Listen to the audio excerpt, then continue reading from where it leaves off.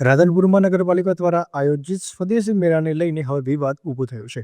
મંત્રીઓના હાથે ધૂમધામથી ઉદ્ઘાટન કરાયેલા આ મેળામાં લાખો રૂપિયાનો ખર્ચ થયો હોવાનો દાવો પણ કરવામાં આવી રહ્યો છે, પરંતુ મેળાના બીજા દિવસે જ લગભગ 95% જેટલા સ્ટોલ ખાલી જોવા મળતા સમગ્ર આયોજન પર સવાલ ઊભા થયા છે। મેળા સ્થળે સ્વચ્છતા, ટોયલેટ અને અન્ય મૂળભૂત સુવિધાઓનો અભાવ હોવાની પણ ફરિયાદો સામે આવી રહી છે। આ મુદ્દે સામાજિક કાર્યકર જ્યોતિબેન જોશીએ નગરપાલિકા સામે કડક આક્ષેપો કર્યા છે। તેમણે જણાવ્યું છે કે શહેરમાં રસ્તા, ગટર અને સફાઈ જેવી સમસ્યાઓ વર્ષોથી યથાવત છે, છતાં સ્વદેશી મેળા પાછળ લાખો રૂપિયાનો ખર્ચ કરવામાં આવ્યો છે। બપોરે સ્વદેશી મેળાની આ મુલાકાત લીધી ઓચિંતા। મારું નામ છે જ્યોતિબેન જી જોશી, સામાજિક કાર્યકર। તો દેખાયું કે 95% સ્ટોલ ખાલી પડ્યા છે।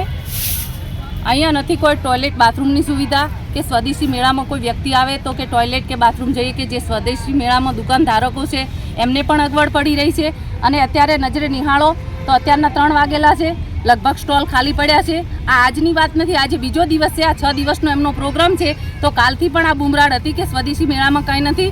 સ્વદેશી મેળાના નામે સરકાર, પરંતુ કોઈ સુવિધા નથી, કચરા પડ્યા છે। ત્યારે એ તો અહીંના જે અધિકારીઓ છે એમની ખાટલે મોટી ખોડ આ રહી જ છે કે આપણે જ્યારે જાણ કરીએ ત્યારે લોકોને સાફ સફાઈ કરવા મૂકે છે। આ સ્વદેશી મેળો જે એમણે આયોજન કર્યું છે ત્યાં સાફ સફાઈ નહીં, આખા રાધનપુરમાં સાફ સફાઈનો અભાવ છે અને કોઈ અધિકારીઓ સાંભળવા તૈયાર નથી। અને આ સ્વદેશી મેળો જ્યારે પણ એમણે ચાલુ કર્યો હતો ત્યારે પણ કોઈને જાણ કરી નથી।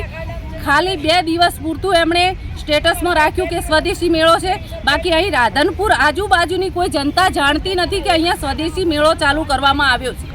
કરી અને આ સ્વદેશી મેળાના નામે